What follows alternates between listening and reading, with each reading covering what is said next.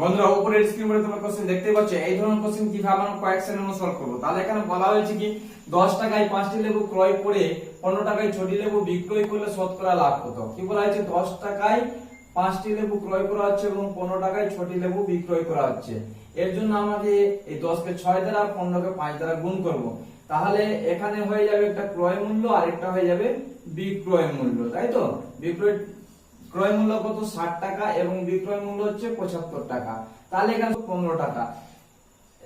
এখানে তাহলে শতকরা কত লাভ হবে 60 টাকার মধ্যে 15 টাকা লাভ। তাহলে শতকরা বলতে গেলে 100 দিয়ে গুণ হয়ে যাবে, 0 0 কাটলাম আর এটা 2 দ্বারা কাটলে 3 2 এ 6, এখানে 5 হবে। তাহলে 3 5 এ 15, 5 5 এ কত হয়ে যাচ্ছে 25 টাকা। তাহলে শতকরা লাভ হচ্ছে আমাদের 25 টাকা।